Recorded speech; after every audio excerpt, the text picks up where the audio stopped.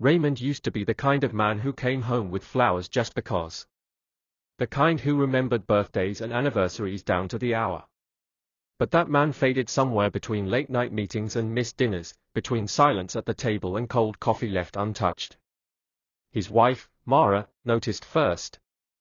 He stopped asking how her day was. He no longer kissed her good night. The kids, 2 boys, ages 9 and 12, barely saw their father anymore. When he was home, he was quiet. Distant. His smile, when it came, seemed borrowed from someone else's face. What they didn't know was that Raymond had fallen in love. Not with a stranger, but with someone. Her name was Layla. She worked in a bookstore downtown. Soft-spoken, witty, and unapologetically herself. With her, Raymond laughed. With her, he wasn't a father, or a husband, or a man chained by responsibilities. He was simply alive. What started as coffee turned to dinners, to weekends away, to secrets too big to keep. Back home, Mara held on.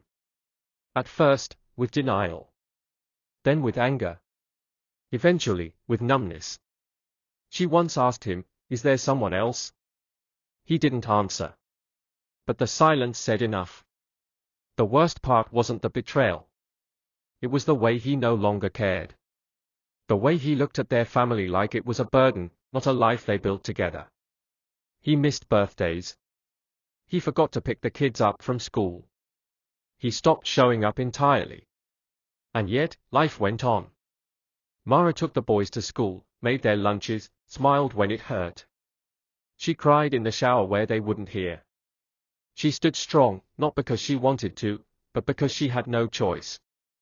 Raymond, meanwhile, chased a love built on fantasy, never realizing he was leaving behind something real. One day, the boys stopped asking when he was coming home. And that, somehow, hurt more than anything. Months passed. Raymond moved in with Layla. The silence of her apartment felt peaceful at first, no toys on the floor, no reminders of the life he'd left. But as time went on, peace turned to emptiness. Layla, once his escape, began to feel like a mirror reflecting his choices back at him. Meanwhile, Mara found her strength.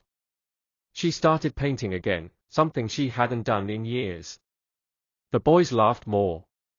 The house, though scarred, began to heal. One evening, Raymond stood across the street from his old home, watching through the lit windows.